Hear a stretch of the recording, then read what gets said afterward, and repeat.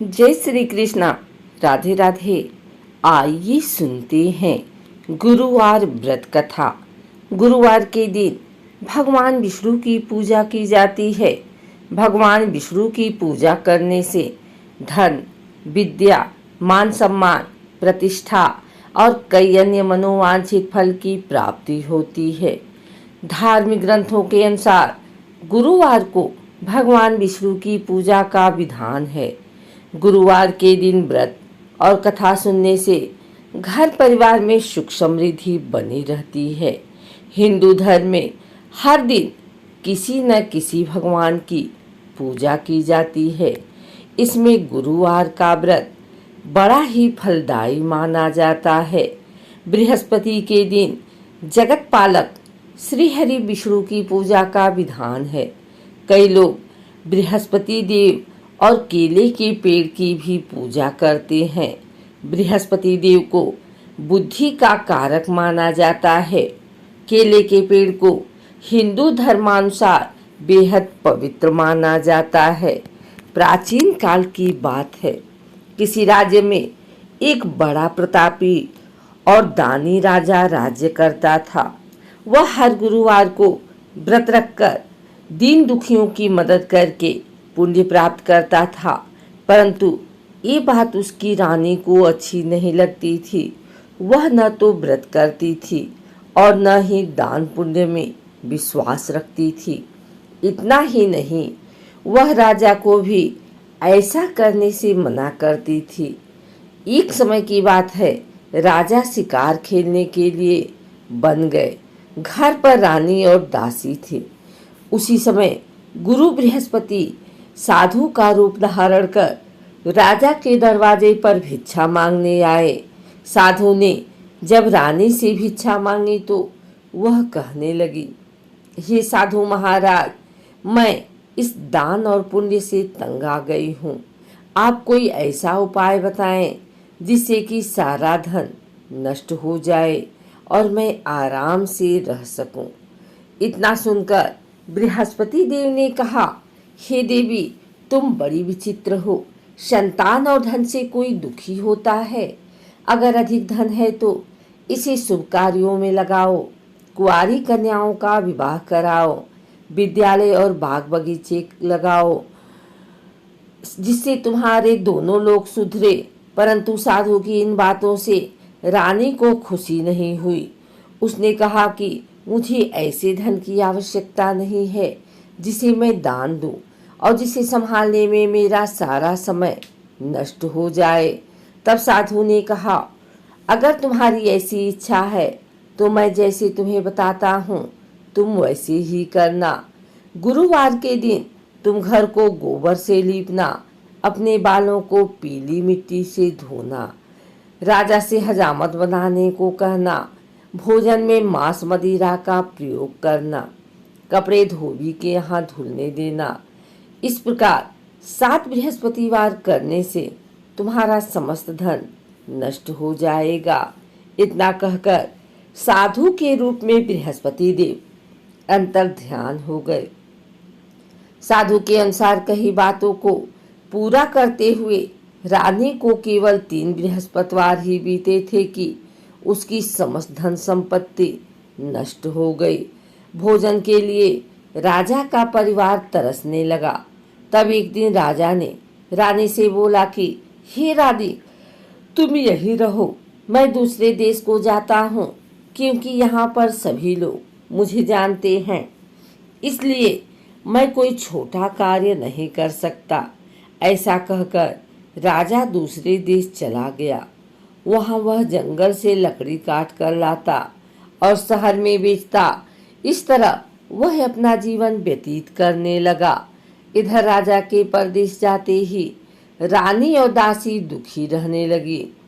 एक बार जब रानी और दासी को 7 दिन तक बिना भोजन के रहना पड़ा तो रानी ने अपनी दासी से कहा, हे दासी, पास ही के नगर में मेरी बहन रहती है।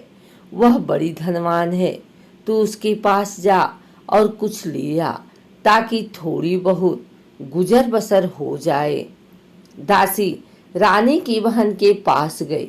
उस दिन गुरुवार और रानी की बहन उस समय बृहस्पतिवार का व्रत कर रही थी तथा कथा सुन रही थी। दासी ने रानी की बहन को अपनी रानी का संदेश दिया, लेकिन रानी की बड़ी बहन ने कोई उत्तर नहीं दिया।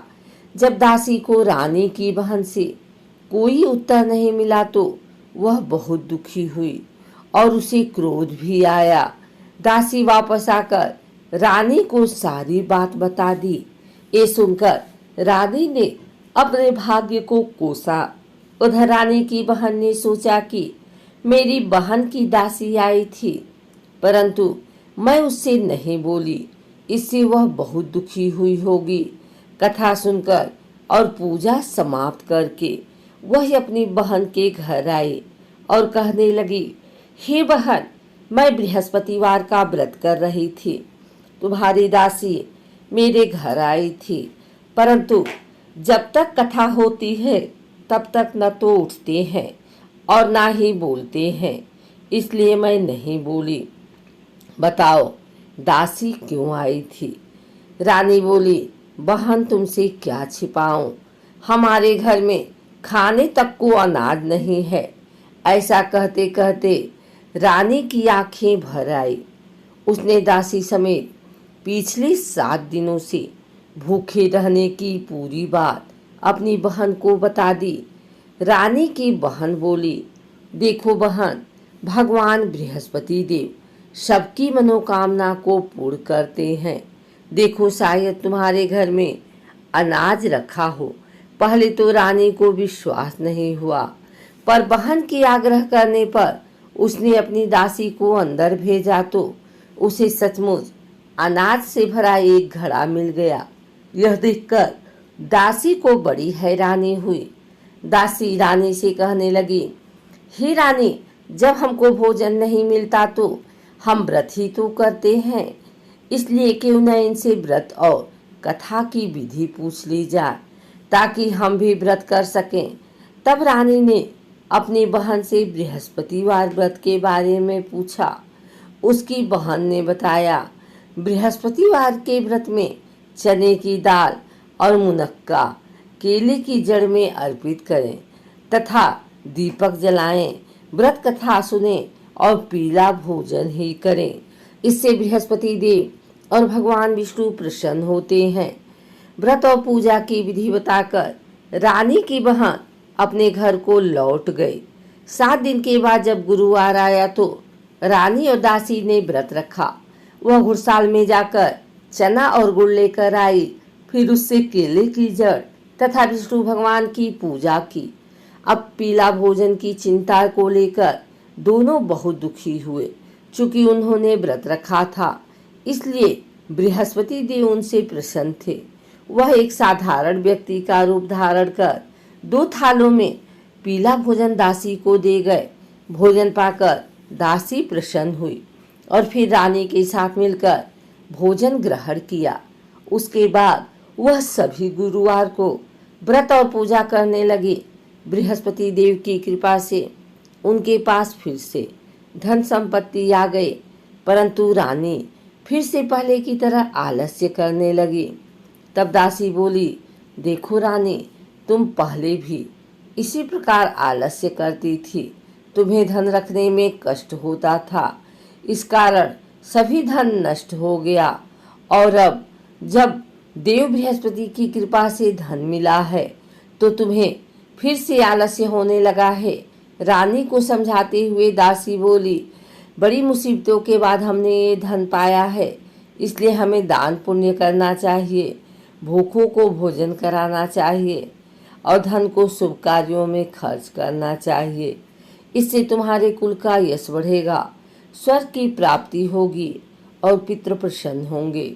दासी की बात मानकर राधे अपना धन शुभ कार्यों में खर्च करने लगी। इससे पूरे नगर में उसका यश बढ़ने लगा। बृहस्पतिवार व्रत कथा के बाद श्रद्धा के साथ आरती की जानी चाहिए। इसके बाद प्रसाद बांटकर उसे ग्रहण करना चाहिए।